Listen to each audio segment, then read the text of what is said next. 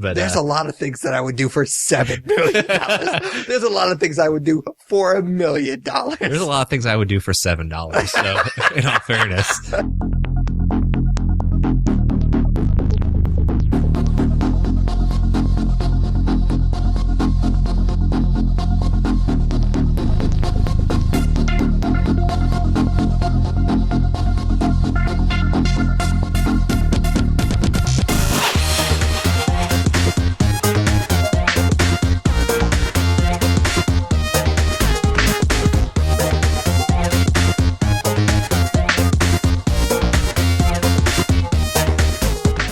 Hey guys, welcome to another episode of the Nerds You're Looking For podcast, a nerd culture podcast that discusses nerddom through various segments. My name is Tyler Hunt, and I am, of course, here with my co-host, as always, Pat Kuhn. How's it going, Pat?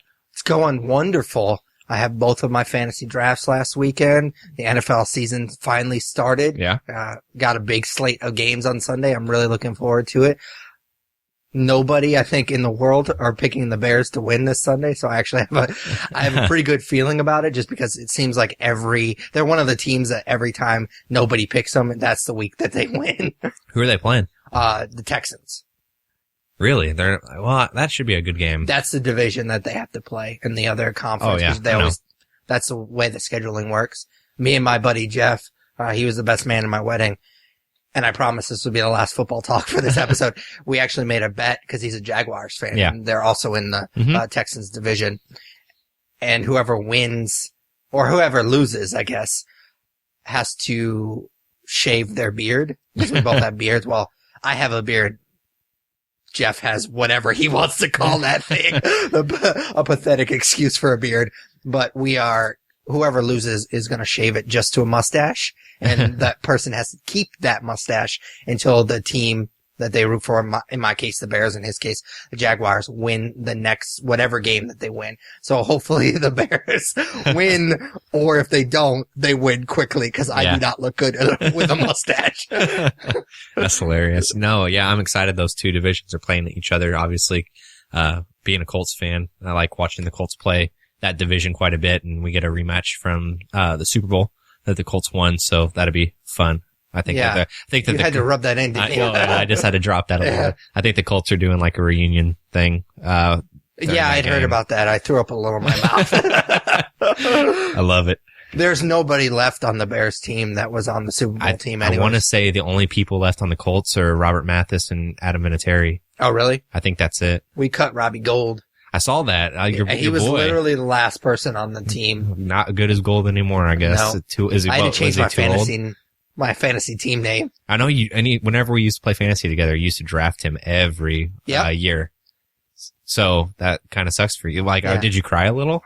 Like it hurt. I mean, I got why they did it, but it still kind of hurt a little bit because he was so good for so long. But last year, he just wasn't that good, and he made a lot of money by kicker standards. Yeah. So it was just weird, because normally when something like that happens, they have brought in somebody during training camp and preseason, and they didn't do any of that. So it's like you assumed that his spot was pretty secure, and then all of a sudden they were like, oh yeah, we're cutting this guy and we're bringing in this other guy that I had no idea. I mean, I knew of him just because I play Madden and I'm a huge football fan, but I just didn't know they were even like looking for another kicker. Yeah. Yeah. It was kind of out of nowhere. Yeah. So that went on a little bit longer than it normally does, but yeah, that's our weekly football talk. Yeah, for sure.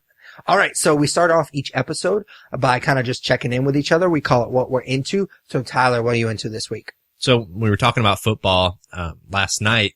We're recording this on Friday. Last night was the season opener between the Panthers and the Broncos, and I was watching it with my wife, and I just had this feeling that the Panthers were going to run away with it, so I wasn't too interested in the game. That ended up not happening. No. But what ended up happening for me was I decided last minute to go see a later showing of Sully, which is one of the new releases movie-wise for this weekend, according to IMDb, because I'm not the writer that you are, I guess. Sully is the story of Chesley Sullenberger, who became a hero after gliding his plane along the water in the Hudson River, saving all of the airplane flight's 155 crew and passengers. So this was a pretty recent historical event. It happened in 2009, so it's pretty fresh on everyone's minds. I would still believe. I don't watch a lot of the news, but I mean, this was such a big thing. He was on a lot of late night talk shows. This was something that even I couldn't avoid. What I didn't realize, and I don't know that a lot of the general public realized, was the drama that kind of comes about when something like that happens. Yeah. So in the movie, and I guess in real life, he crashes or he lands in the Hudson River, saves everyone, and he's immediately being hailed as a hero. This movie kind of looks at what's going through his mind, what's going on in his life for, like, I would say probably the week to 2 weeks afterwards. He's not allowed to talk to the media for a certain amount of time. There's an investigation that goes on to see if they handled it correctly. And this movie really is about the drama that's going on within that investigation. The board for the airline insists that they made the wrong decision by crashing into the Hudson. They said that they could have made it back to the airport or made it to LaGuardia, which is another airport, I believe in New Jersey, if I'm not mistaken, or somewhere in New York. I don't know, close by and they run simulations. And, the culmination of the movie is basically, I wouldn't call it a trial, but it is somewhat like a trial that, Sully and his co-pilot go through to see if they did it correctly. I won't spoil too much, even though it's a pretty current event and everybody still hails this guy a hero, so you can kind of guess how it turns out. But, I was actually really surprised with this movie. It wasn't on my radar at all. Clint Eastwood is, in my opinion, not what he used to be. I think he's more of, I'm going to get some shit for this, but I think he's a bitter old man.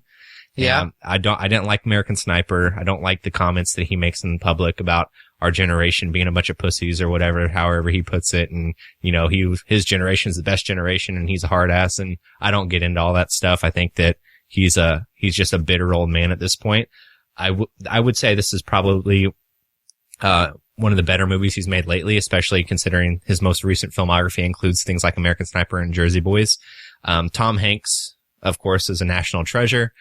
He's amazing in this movie. It's kind of weird though. I saw a meme the other day and it's a good point. Like, when do you stop traveling with Tom Hanks? Like Castaway, Captain Phillips, Sully, and I'm forgetting one, but there was another one that involves him in some kind of situation that turns badly like that. So, I thought that it kind of mirrored Captain Phillips a little bit and that took me out of it, but he still did a fine job. I mean, he's Tom Hanks. And then, I would say the standout in this movie though for me was Aaron Eckhart. Yeah.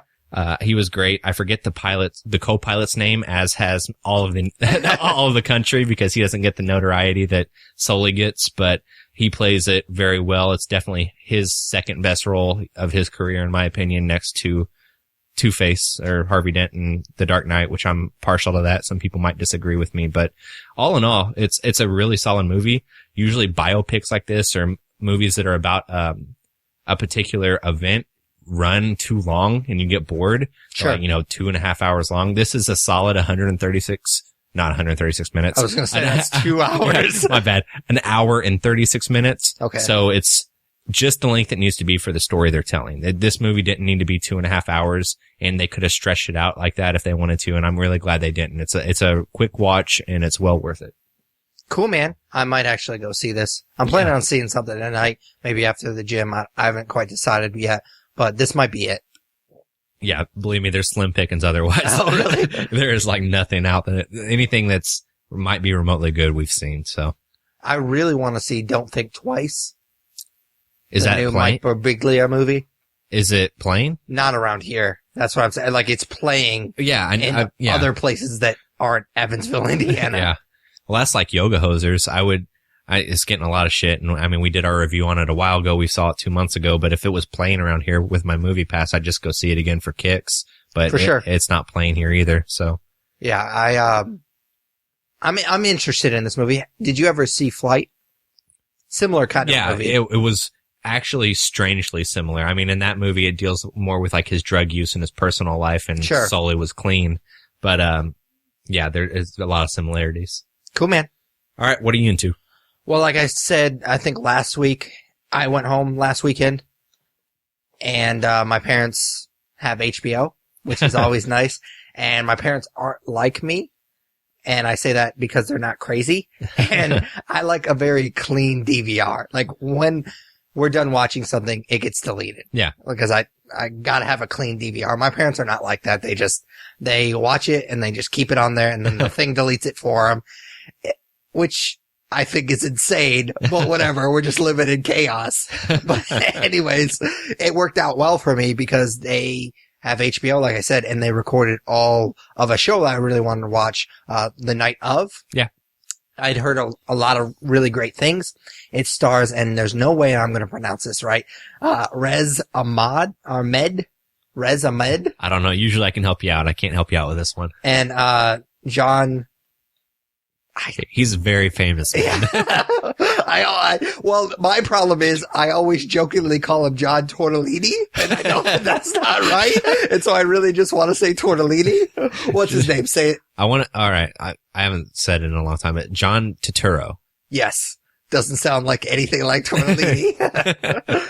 Anyways, it is about a seemingly straight-laced college student who gets lost going to a party and stumbles upon a girl. After a night of drinking and drugs, he finds himself waking up to her dead body. So this is obviously fiction, but it's very similar to the true crime documentaries like A Thin Blue Line and Making a Murderer and Fantastic Lies. It's very similar. It's kind of in that vein. I will say that this miniseries has a lot more to say. Like in those particular documentaries, they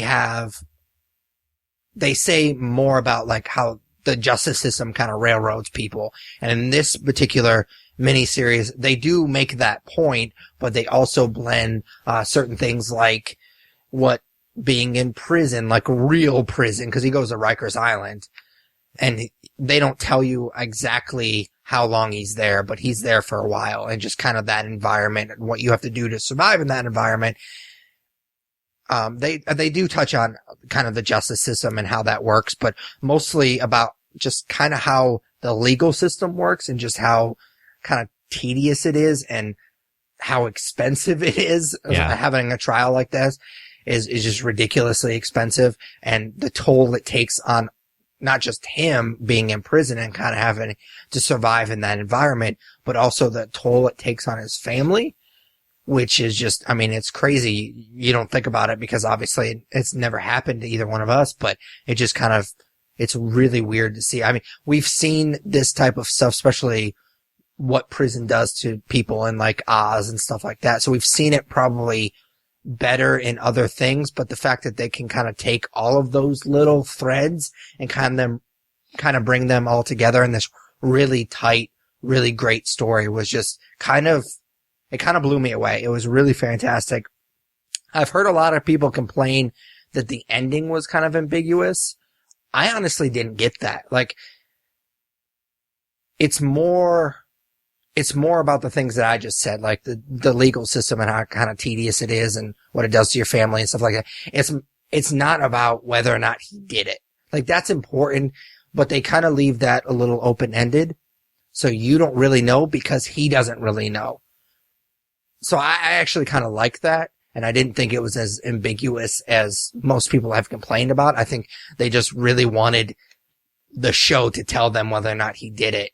And I'm not even sure, given the evidence and given everything, that I'm entirely sure that he didn't do it. And it's kind of one of those things, like, I don't really blame them for charging him because the evidence is pretty overwhelming at first. And then, of course, they kind of peel back the layers and they do provide pretty reasonable doubt, which is, that's all the defense has to do is provide reasonable doubt. So I actually really like that aspect of it, that they want you to make up your mind whether or not he did it. And there's a really touching moment at the end of the show where he even says, I think he said it a couple episodes earlier, that really it got to the point where only his dad believed him that he didn't do it. Like, even his mom, and they're sitting in his room at the end. I think it's one of the last 10 minutes of the show.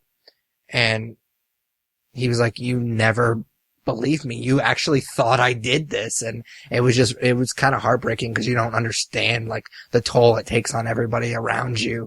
Yeah.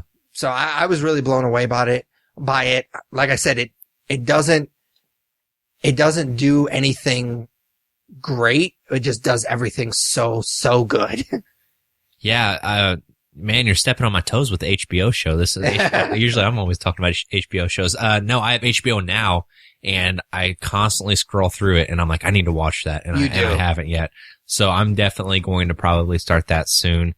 I was bummed out because, I mean, John Turturro, he's fine. He's a good actor. He's been in a lot. Who?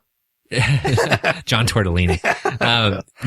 But he wasn't the first choice. Somebody else was supposed to play that character, and I forget who it was. But I remember that I would have liked it more if they were in it. And oh, really? So I need to look up who it was, but, I was bummed that they replaced that actor with John Tortellini. Even though I'm sure that he's fine in it. So no, he's actually really good. And I forgot to mention, I'm glad that you brought this up. There's just so many like little details that in this show that you think at the beginning that why are they showing us this? Why are they? And they all really kind of come together. There's a big part of its character that he has like this weird like rash on his feet, and people always kind of make fun of him because he has to wear these really ugly sandals to let his rash breathe. And it's just a constant thread with this character. And by the end, you get why he's kind of the way he is, because he's really self-conscious about it. And it really helps the character towards the end of the show. And so at the beginning, I'm just like, why the fuck do they keep talking about this rash? And I mean, it's more for comic relief, because every time he talks to somebody, they're like, so how's your feet? Like, it's this thing that's obviously been going on in his life for a long time now. And it just kind of makes sense towards the end of the show why he is the way he is, because he's kind of been beat down, and this is just another thing that he has to deal with day in, day out. And it makes the end of the show so much more satisfying. Oh, awesome. For what it's worth, James Gandolfini was supposed to play that role. He's actually a producer, like an executive producer on the show. Then obviously he passed away, and then Robert De Niro stepped in. Oh, really? Yeah, so that's what I would have been excited for Robert De Niro to do that, but I don't know if he would necessarily fit the character. I have no idea because I've not seen it yet, but he's not necessarily the strongest character. Okay. Yeah, and when you think Robert De Niro, you think him being pretty tough, so. Yeah. All right, man. You ready for comics? Yeah. All right. So every week we highlight a comic that we have recently read. This week is no different. So you want to go first? Or you want me to go first? I'll go first. That's cool. Cool. I talked about this book when it first started. I'm really, really digging, Doctor Strange. It just finished its first like major story arc. Number 10, I believe, was the last issue of their story arc, The Last Days of Magic, which I really enjoyed it. I don't know if I've mentioned this before, but I really enjoy the fact that I'm a huge Marvel guy and I read a lot of their books, and I love the fact that Doctor Strange lives in this universe, this comic universe, but he's just kind of a weird character because he doesn't really have superpowers per se, but he's like this wizard. And it's just kind of a weird character. Like, the things in the Marvel universe affect him. Like, he still participates in some of the events. Like, he was a big part of, I want to say Civil War, but not Civil War. He was a big part of Secret Wars. Yeah. It doesn't seem like Civil War 2 has really affected him at all, which is good because I fucking hate that event. But anyways, I just really like the fact that he's just kind of a different character. Like, I love superheroes, obviously, and I love superheroes in the Marvel universe, but it's always nice to read something that's a little bit different. For sure. And it certainly doesn't hurt that the artwork is really stunning. It just kind of pops off the page, which is really great. This story arc that just ended, The Last Days of Magic, it's a pretty obvious religion versus science kind of debate. Yeah. There's this villain that pops up, and he's hardcore into science. You would obviously equate him to being like an atheist, and he wants to destroy anything that's magic being religion. So it's not very subtle what they're going for, but I appreciated that. I will say that it probably, for my taste, was one issue too long. It meandered a little bit. I want to say it was either 5, maybe even 6 issues long, the story arc. Yeah. And that's just too long. That's the Marvel way. Well, I disagree. Not in this particular case, but. No, I like Marvel a lot. I'm just kidding. But, yeah, it kind of meandered a little bit. And I think it would have been a little bit tighter if it was like one issue shorter. Another small, nitpick is by the last issue, number 10, Doctor Strange really didn't play a huge role in dispatching the villain. He kind of played second fiddle. There's a monster that Doctor Strange was keeping in his cellar, and it gets loose when the villain comes and destroys his house. It gets loose and they kind of team up. Doctor Strange and this, monster kind of team up to destroy it, and it's mostly the monster. And, I give them a pass though, just because I think that dynamic between the monster and Doctor Strange is going to play a big role soon. Yeah. A little bit, down the line. So I kind of give them a pass there, but that's just kind of a tiny nitpick. I really, enjoyed the Last Days of Magic. Issue number 11 just is kind of, it's kind of boring, honestly, which you get that a lot with the issue following a big story arc like this. It just kind of sets everything up, kind of recaps everything, and just kind of sets the main character in a new direction. I think that's what it's doing. But at the same time, I paid $4 for the issue. You got to make it somewhat interesting, and I just didn't think that issue number 11 was all that interesting. Okay. I gave up on this series, not because it was bad, but because I think I bought the first 4 or 5 issues and I didn't read any of them. So It was kind of, I was so behind on it that I cut it out before even giving it a chance.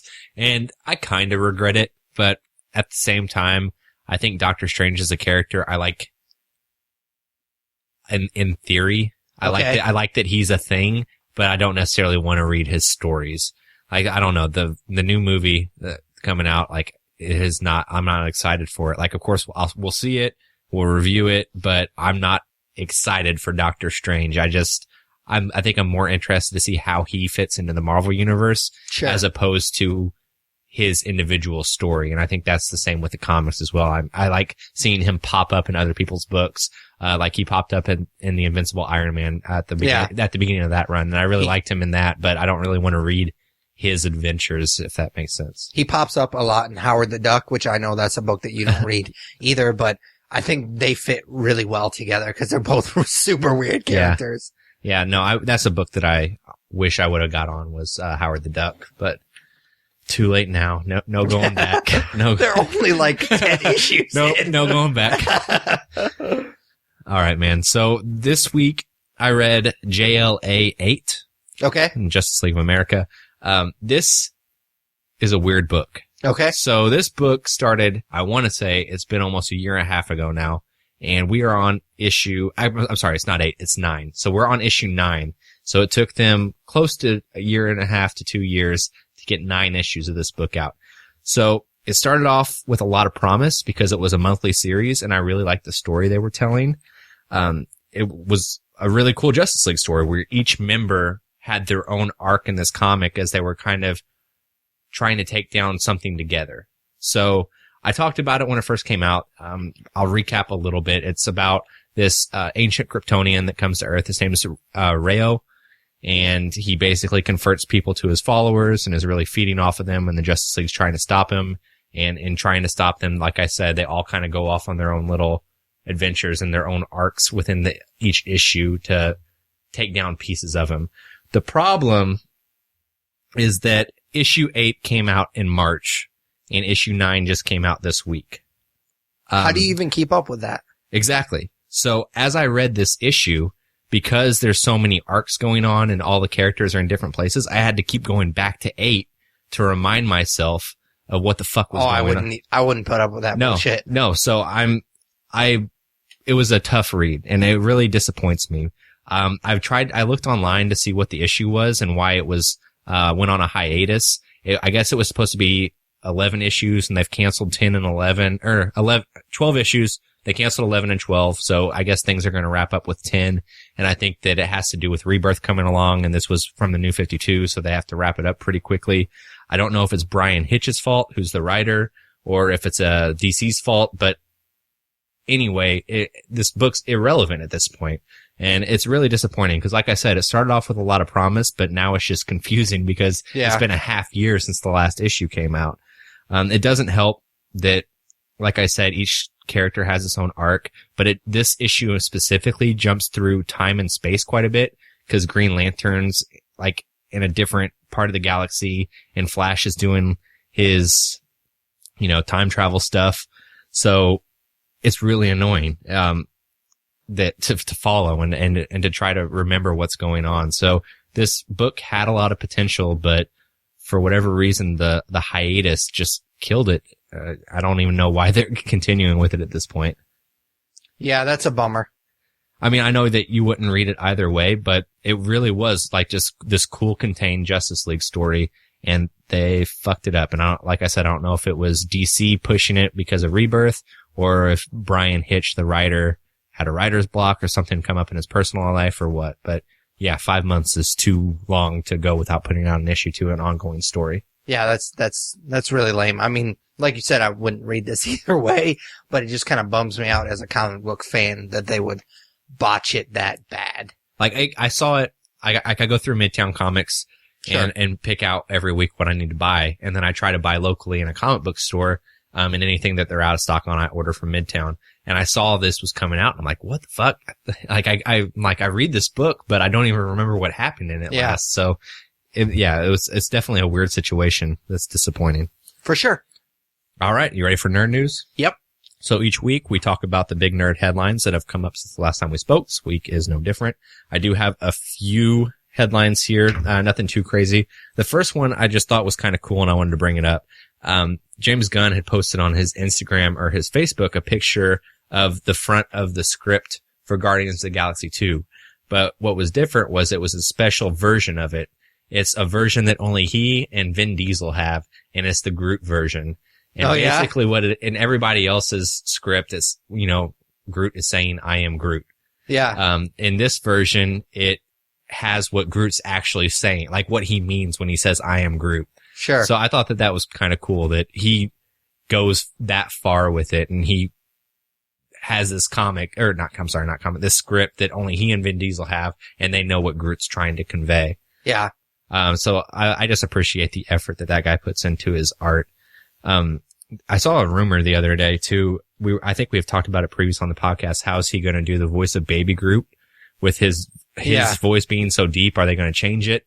The rumor is that his son is going to do the voice of Baby Groot. That's kind of cool. That's cute. Like, if that actually happens, that would be cool. I don't know how Vin Diesel plays into that. Maybe Groot's full size by the end of the movie. Who knows? But, that is kind of cute to do that way. Wouldn't Bradley Cooper also know what he's conveying? Yeah. I mean, in the first one, he's the only one who, talks back to Groot. He completely understands him. So, but I'm sure at this point, neither him or Vin Diesel have recorded anything because they or I guess they're probably in the process of it. I know that you have Guardians of the Galaxy on Blu-ray. Have you watched the commentary? No. Is it just with James Gunn? Yeah. And he is very, very meticulous, and he explains a lot about the soundtrack and how he kind of built the movie through that mixtape, and it's really, really cool. I would definitely suggest it. I'll have to do that.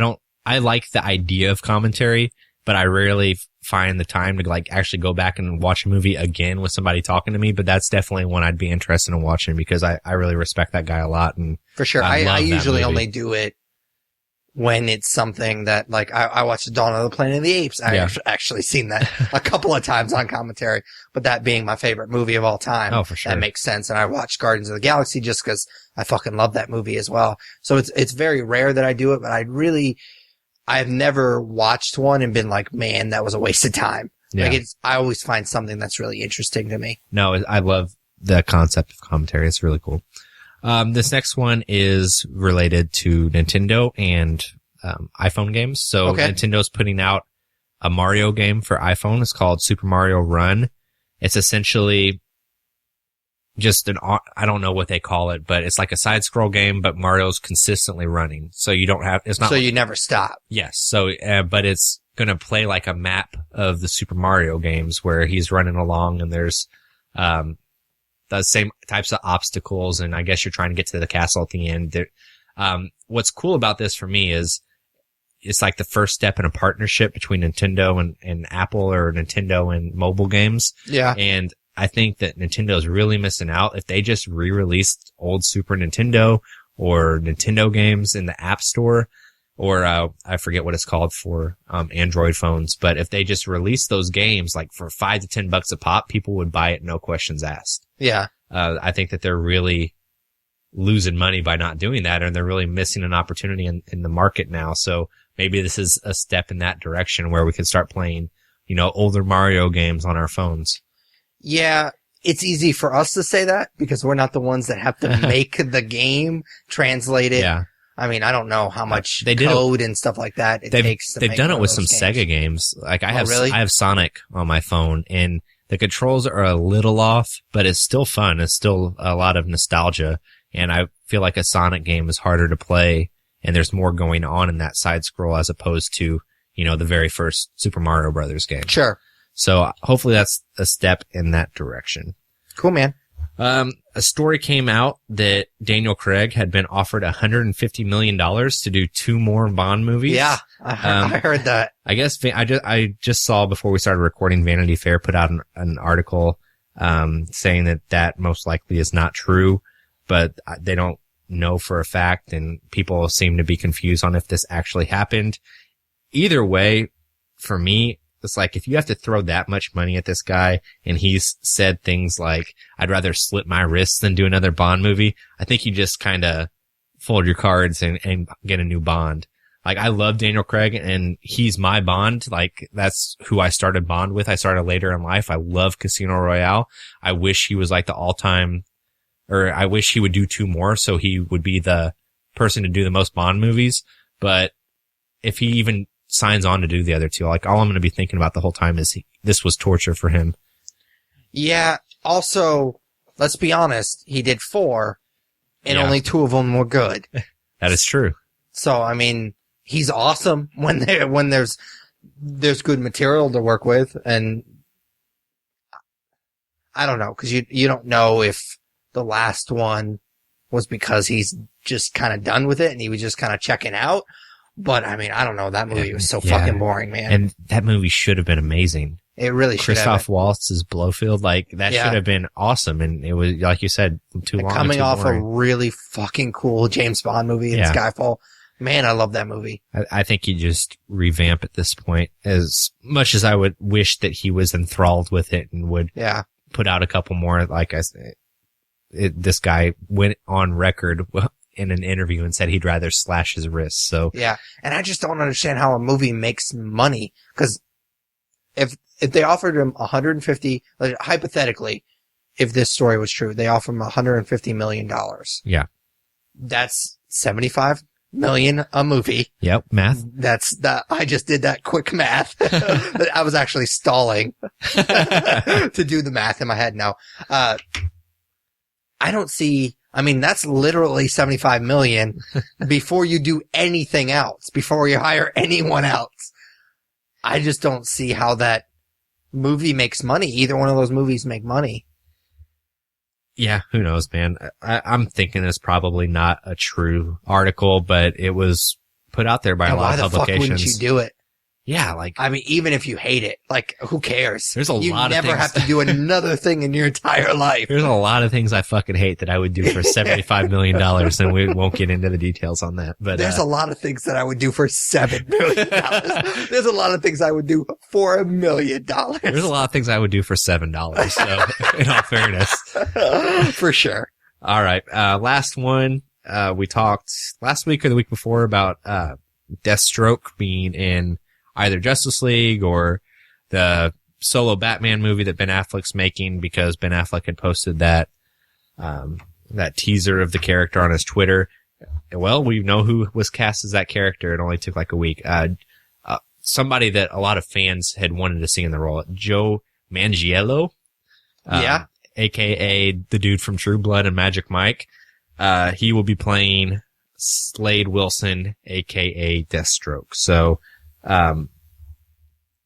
yeah, I mean, I don't really have too much of an opinion. he's whatever as an actor to me. Like, he was fine in True Blood, and I've never seen the Magic Mike movies, so I'm not extremely familiar with his work, but he's an intimidating presence for sure, and he looks the part. So, I mean, that's kind of half the battle. So, we'll see how that works out. I think we talked about it whenever we talked about the Deathstroke character. I'd rather them do other villains besides Deathstroke. I'm not sure why they're going that route, but hopefully they have some cool stories to tell with him. For sure. I don't really have a ton to add just because I, like you, have not really seen him in a ton of things. I've never watched True Blood, and I think it's embarrassing that you have. I do too. What's more embarrassing, that you've seen True Blood or that potentially you may have seen Magic Mike? That's tough because I want to say the first Magic Mike movie got good reviews. Yeah. I never saw it, but apparently people enjoyed it. But then again, like, I don't know how you explain, like, yeah, I watched a male stripper movie. So I don't know. I go with True Blood being less embarrassing. I don't know. Have you seen the Magic Mike movies? I have not, but I also haven't seen True Blood. Yeah. All right. Well, fair enough. All right, man. That's all I have for nerd news. Awesome. So our next segment is just kind of plainly called our main topic. It changes from episode to episode. We're going to try something that we haven't done in a really long time. Let's be honest. We do a lot of movie reviews, and September is not always the best time for movies. So we were kind of stretching for something to talk about this week. I actually came up with this. This hadn't been something that we'd done in a long time. We decided to do some listener questions. So we shout out a tweet, and we posted something on Facebook and Google Plus and all that good stuff, asking for you guys' questions. We wanted you to email them to us. We did this a long time ago when we first started the pod. It was just kind of a weird thing. Like, we set up this email address, and we did a few episodes, and then all of a sudden we got a few questions, and we were like, oh, this is fucking awesome. And so we decided to read them and answer them on the podcast. And we obviously have not done that since. It's something that we wanted to do for a long time. And we just decided, since it's September and there's not a whole lot to talk about, that we would, try our hand at it again. And we actually got some really cool questions. I'm looking forward to it. Absolutely, man. I'm looking forward to it as well. So do you just want to kind of go back and forth? Each of us have all the questions. But, yeah. Do you just kind of want to go back and forth? Absolutely, dude. I'll start with the one question we got on Facebook. Okay. From Uriah Wong. We probably shouldn't use last names, but, Uriah asked, how can you tell if a comic book is a first printing or not, especially on older issues? So I'll be honest, I kind of had to Google the older issues, aspect of this question. I do know with newer issues, it's pretty simple. It's the barcode. Yeah. There's a code on the barcodes, and I remember the guy at our local comic book store he taught us this, like when we first started getting back into comics, how you could tell it was a first issue. Basically, on the barcode, there's a smaller barcode next to it, and there's a five digit issue identifier. So, the first three numbers is the issue number. The fourth number is the variant cover. So if it's a 1, it's the normal cover. And that changes depending on the publisher. Like, some people, like, if it's a cover A and cover B, cover A will be 1, cover B will be 2. But some of them just, if it's a regular cover, then it's 1. But if it's a variant edition, then it's a 2. It's weird. And then the last number is the printing number. Yep. So if the barcode says 00113, that is the first issue, the first variant, and the third printing. Yep. So that's how I know to go by it. Do you know the older issues? Is it just like on the inside cover? It's a little bit different. Comic books, unfortunately, aren't standard. Yeah. They were professional, but they weren't standard between the companies. So it's a little bit harder with older issues. The way that I tell, the easiest way that I tell is just simply by the eye test. If the issue came out in the 70s, even if it was in a temperature controlled environment, which most likely it wasn't, a lot of these issues didn't get a second printing until later on. Yeah. So if it was printed in the 70s and it doesn't look like it looks like it got printed yesterday, then chances are it was. Like, for example, I have, a first appearance of Punisher. I got a midnight showing of the Tom Jane Punisher movie. Obviously, that's not a first printing. They just gave that out. So it looks fairly new. That comic would not be in that good of a condition. Shit, if that comic was a first printing in that condition, it would be worth a lot of money. So that's kind of the way I do it. There is a more exact way to do it, actually, in most comic books, is you can look inside the cover or the back cover. They'll actually give you the publishing information. Some places or some companies actually will put in that information that it's the first printing or second printing or so on and so forth. But also, if they don't give you that information, if they don't just flat out say what it is, they'll give you the release date. And they also eventually, depending on what company it is, it depends on what order all the information's in, but they will give you when that particular issue was actually printed. So if that issue was printed before the release date, obviously that's a first printing. If it was after, then I don't know if it would be a second printing or a third printing. It's not an exact science, but you know that if it was after the release date, then obviously it's not a first printing. Okay, for sure. There's another way that you can tell. They've stopped doing this exactly. They still have direct sales and newsstands and stuff like that, but they used to stamp them when they would go to comic book stores. And so if you have any older, like, Marvel books, you'll notice, like, in the corner where a barcode would be, it actually just has a Spider-Man little stamp on it. Yeah. Those are first printing because they went to specialty stores like comic book shops instead of like the newsstands and grocery stores and stuff like that. Huh. I don't think I knew that. Yep. Cool. DC has, I don't know what the DC stamp is. I just know because I have a lot of old Marvel books that have the Spider-Man on it. But Marvel's Spider-Man, I think DC is just the DC logo. Cool. But yeah, unfortunately, we don't have a for sure, like, answer for you because it was, like I said, it's not an exact science. For sure. All right. So the first question that I have, which one should I do? Oh, okay. I like this one. What season do you look forward to more? Award season or summer movie? Oh, I'm sorry. Todd sent this question. I forgot that we were doing the names. Yeah, don't do last names. I'm not going to do the last names. Apologies to Uriah, but this one's from Todd. So, what season do you look forward to more? Award season or summer movie? Oh, this is tough. I would say obviously it depends on the year for sure, but as much as I hate saying this as somebody who prides himself as like a movie buff and I watch all sorts of movies, I would have to probably say summer movie season. Mostly because that's when the movies that, you know, nerds are interested in typically come out, whether it be comic books or, you know, the big budget movies like, you know, Dawn of the Planet of the Apes come out in the summer. So the kind of nerdy stuff we like, that's when it typically comes out. Not only that though, but there's something about going to the movies in the summer. Like, kids are out of school and people are working less or on vacation and they're looking for things to do, and you are consistently seeing more people at the theater. You're seeing movies with more people. Like, for example, last night when I saw Sully, I was one of maybe 5 people in the theater. Yeah. Whereas whenever we went and saw Suicide Squad, you know, it was a pretty full showing. So I think that's why I like it more, is because it's a more of a community thing. It's these bigger budget movies that we get to see the characters we love come to life, especially comic book related. Not to diss on award season, because I really do like seeing those movies. I just think that I look forward to the summer season more. Yeah, I think that if you had asked me this like 5 or 6 years ago, I probably would have said award season.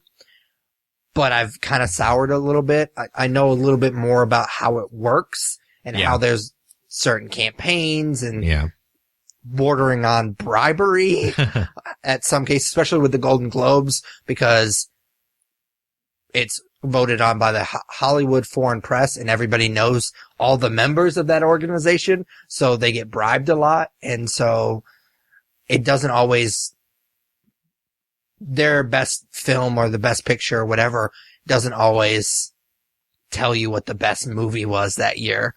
I mean, they're all good movies. Don't get me wrong. If they're nominated for a particular category, they were probably a pretty solid movie, but who wins doesn't always necessarily dictate what the better movie was. It was just who campaigned better sometimes. And that's a little bit disappointing. It's still really fun to be in pools and kind of talk on the podcast, who we think will win, who we think should win, that sort of debate. I think that's always fun. And it's always interesting because we're movie buffs, but I just don't put as much stock in like the best picture. Like it was when I was in college, so it's been like 10 years. I literally printed out the list of all the best pictures and I was determined to watch all of them. And now that I've kind of soured on the award season, that list hasn't been touched in a while. I did get probably 70% of them watched. The older ones are kind of hard to find. Yeah. But it's still fun to talk about it. Like I said, it's just, I don't put as much stock into it as I used to. Absolutely. And I agree completely with what you said. It's just summer movie season's really fun, especially nowadays where nerd culture has kind of taken over. And so summer movie season kind of has turned into comic book movie season. Yeah. And I think it's fantastic. So I love it. Yeah, absolutely, man. All right. So what's the next question? Yeah, I guess it's my turn, right? Yep. All right. So this one is from Alex. Nice. So Alex wants to know, so Pat is more the Marvel guy and Tyler is the DC guy. At least that's how it comes across on the podcast. What draws you guys to each side of the spectrum? Do you want me to answer? We went back and forth. You answered your question first and then you answered my question first. I don't know. I was super confused. I'll go ahead and say something.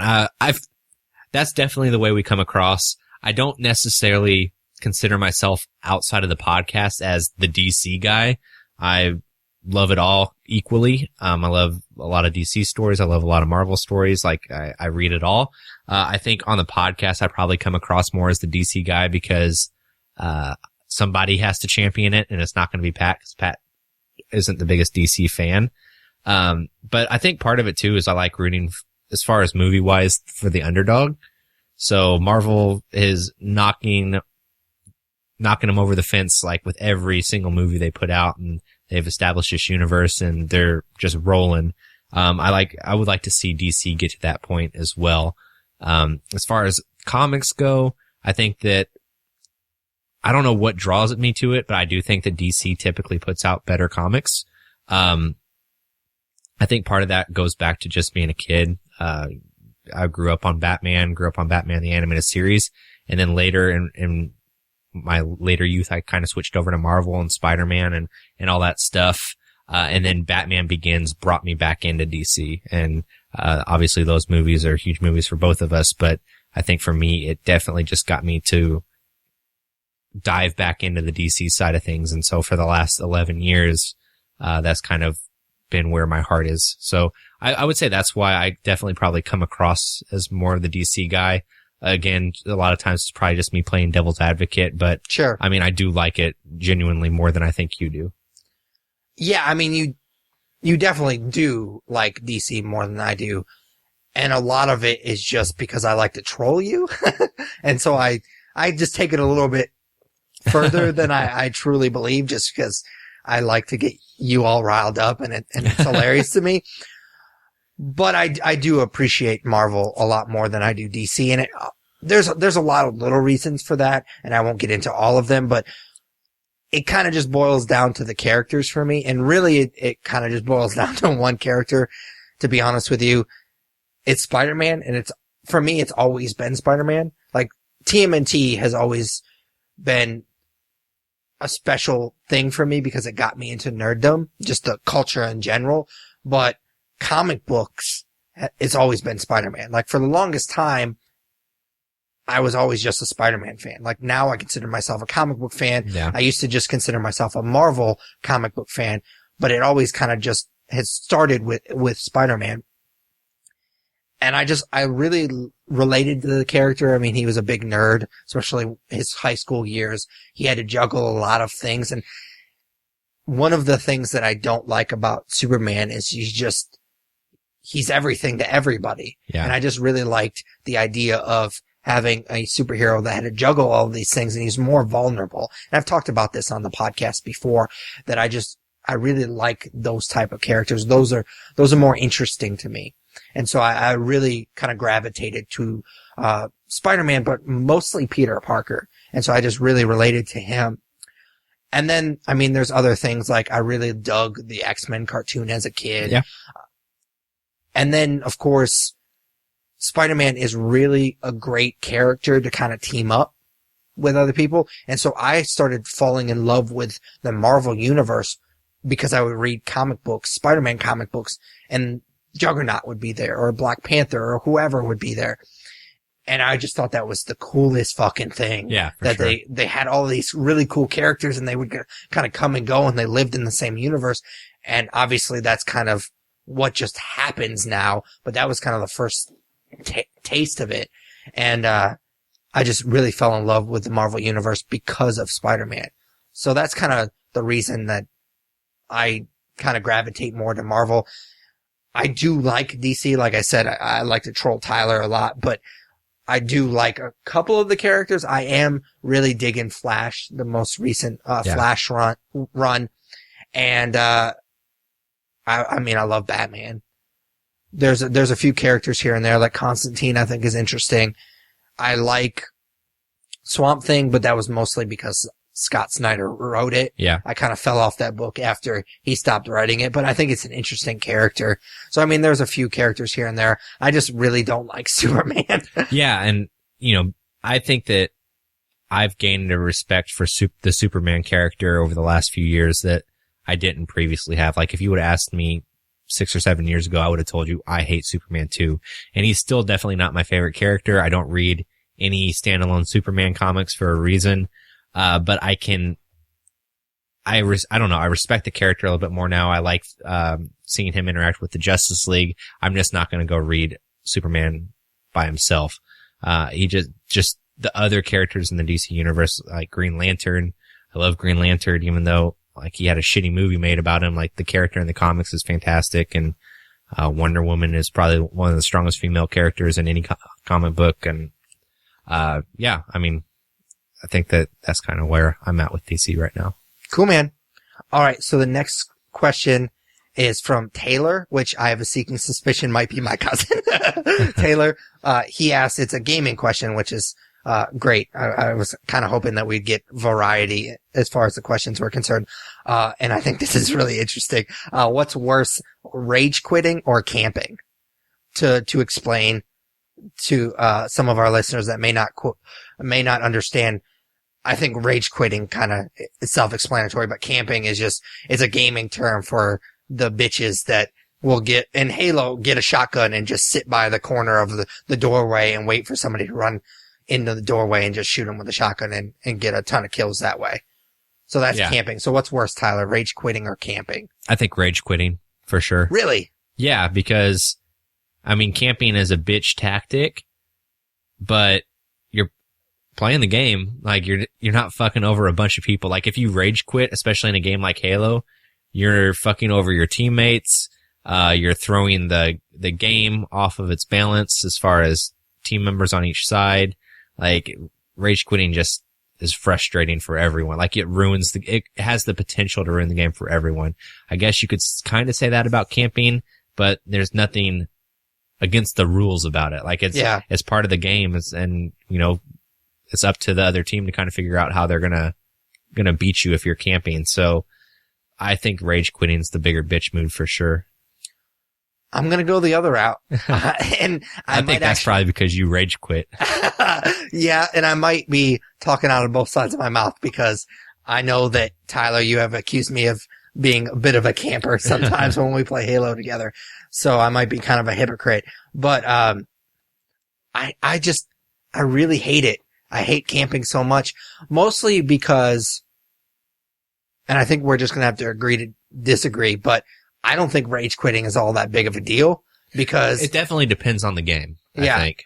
And it also, I guess it depends on, like, if we're playing and it's just 3-on-3, we're playing with just some random stranger and he quits and that's just the two of us. Now, granted, I think that we're good enough at that game that we could probably hold our own.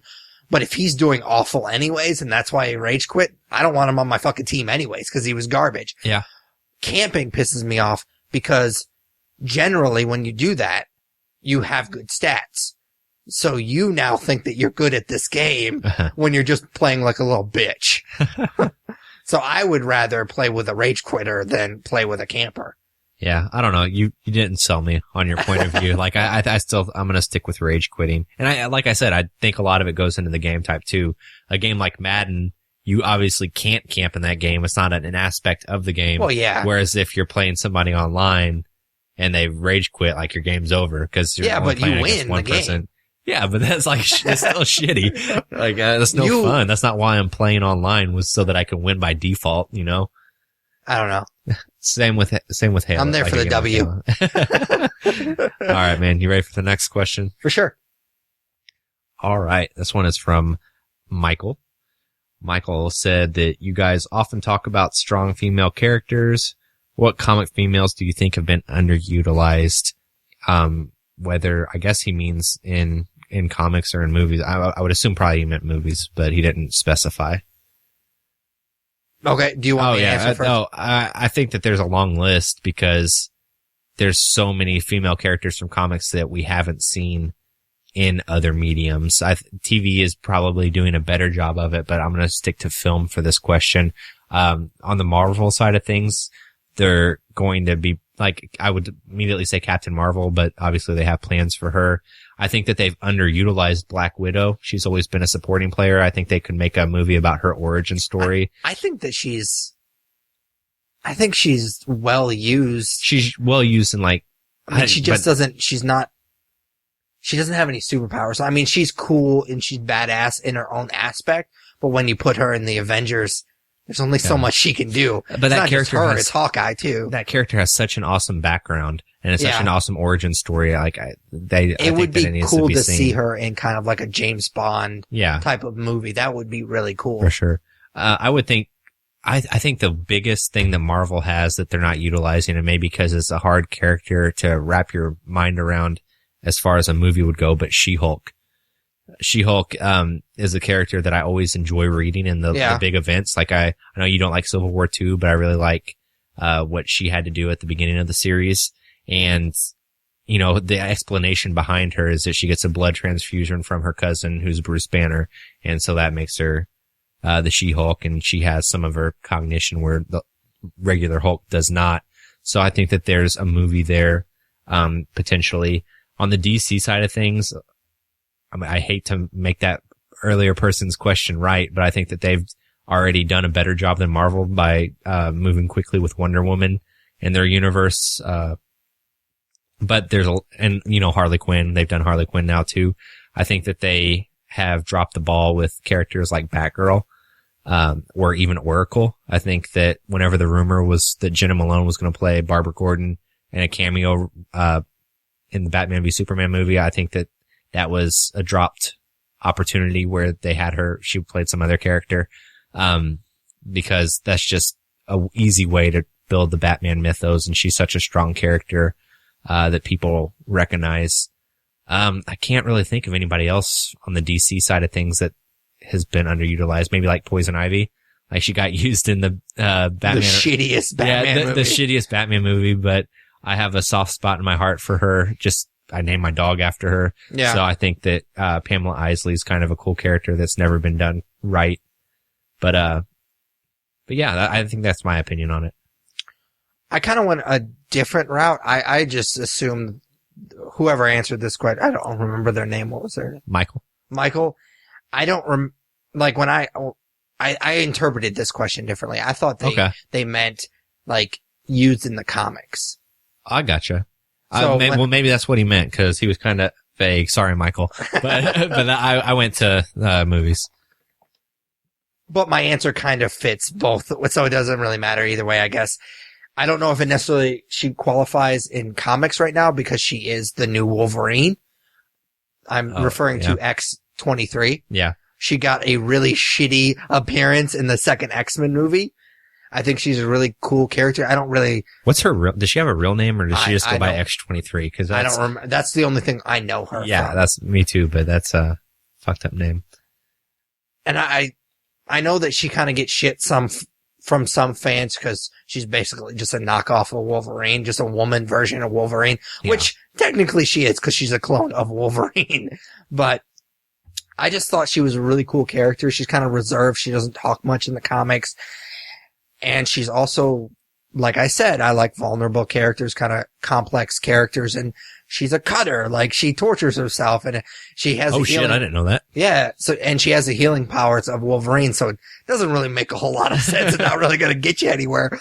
But I just thought that she has that vulnerable side to her. So I've always kind of been drawn to that character. And she's a badass assassin. Yeah. So I always thought that they could use her more, especially in the X-Men movies and then just in the comic books in general. You know, I can't believe I didn't say this. Lady Thor. I can't believe I didn't even bring her up. I think I love that character. So, I mean, she's fairly new. You can't really fault them for not doing much with her yet, but, I do love that character. All right. So the next question, unfortunately, wasn't signed by anybody, which sucks because I can't give you a shout out, but, I thought it was a cool, interesting kind of experiment to do.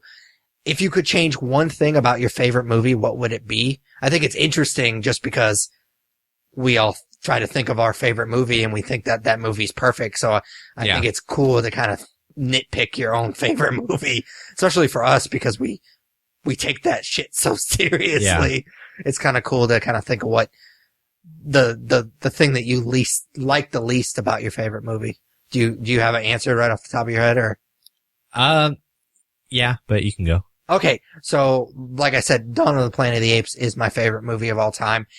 And as much as I don't want to admit it, there are a couple of flaws with this movie. The most glaring one for me is the human characters, most notably, Gary Oldman's character aren't the most well developed. And I kind of wish that they had been. Now,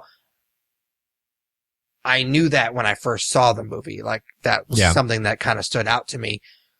I forgave it because it's the ape story. It's Caesar's story. It's Kubo and Caesar's story. So it didn't necessarily bother me. And I've watched the commentary, like I said earlier, a couple of times. And that's what they say. Like, that's why they made that movie was this is their story. So it doesn't necessarily bother me as much as I think it bothered some other people. But if I'm nitpicking, that is obviously the most glaring weakness of this movie is the fact that the human characters are not very well developed, and especially Gary Oldman's character.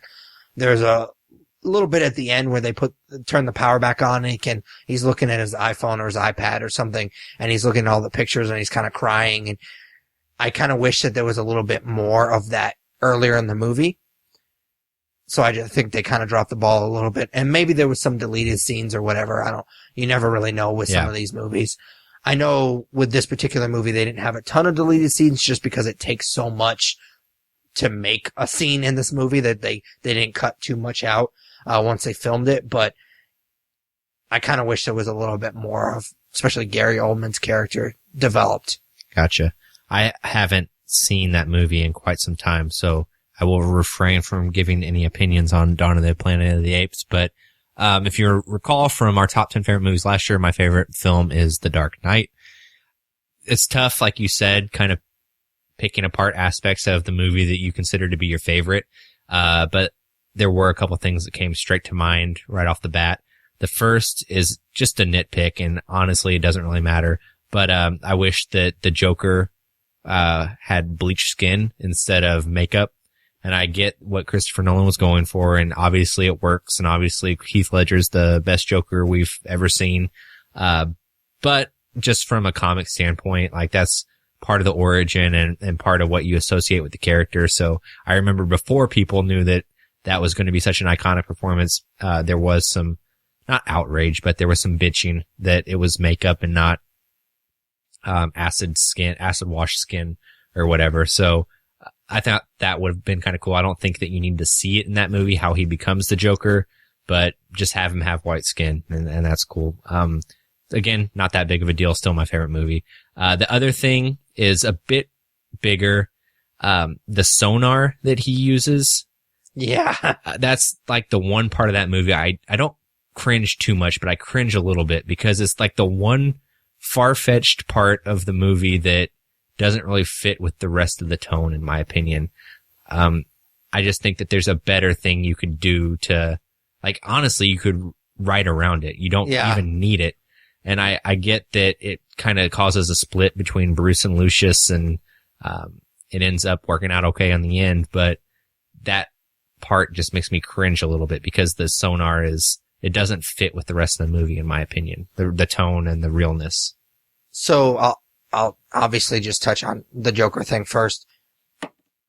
It didn't bother me because Nolan he changed a lot of things. He tried to make it a little bit more down to earth. Like, Roz doesn't use the Lazarus pit. Like, that's a big jump. Yeah. So, I mean, he does things a little bit different in his Batman trilogy, which I appreciate. For sure. I like the fact that it's makeup because it's more realistic. I like the scars. I think the scars were an awesome addition to the character. It obviously doesn't make or break the movie for me. It's my favorite movie. I just think that's the Joker, is that the acid and ace chemicals makes him who he is. Yeah. And the sonar, honestly, it's really not that big a part of the movie. I mean, it plays obviously a role in the movie, but I never really thought too much about it. Bruce Wayne, I mean, he has all this crazy tech. Yeah, it's unrealistic, but so is a lot of other things in Batman. So it never really was that big of a leap for me. I actually am surprised that, because I know this is a complaint I hear sometimes, is the speech at the end by the commissioner. I like the speech. I thought about the ending. I wouldn't say it didn't sit right with me, but something about it didn't sit right with me when I first saw it. And obviously we got The Dark Knight Rises, and there was a resolution to the story. But I don't know. I like the Dark Knight part of it. I've heard people say, well, it's just kind of really straightforward. He's basically telling us just over explaining things. And I'm not going to take credit for this, but our friends over the Obsessive Viewer talked about it. I think it was when they did their Christopher Nolan retrospective. Mike, one of their co-hosts, actually pointed out, and I've never even noticed this before, but I actually used to agree with people when they would say, like, oh, that's over-explaining. And I've always stated that I really hate when directors and writers don't assume that we get everything, and they just have one of the characters, like, over-explain everything to us. And I kind of thought that was what they were doing. But Mike pointed out that he's talking to a kid in that particular scene. So it makes sense that he would kind of over-explain something, because he's talking to a little kid that doesn't understand certain things. So it doesn't always bother me when I watch that movie now. And I actually kind of appreciate it. I think it's a genius piece of writing, because he is talking to a kid when he's doing that speech. So kind of the over-explaining part of it doesn't necessarily bother me anymore. I actually kind of went the opposite. I appreciate it a little bit more. Yeah, man, little kids are dumb. Yeah, for sure. All right. I think that's it, right? Yeah, that is it. That was awesome. I really appreciate all the questions. It was a lot of fun. Keep sending them to us, and we'll keep answering them. I mean, we probably won't make it next episode or anything. We'll probably let them build up a little bit and do this again, because that was a lot of fun.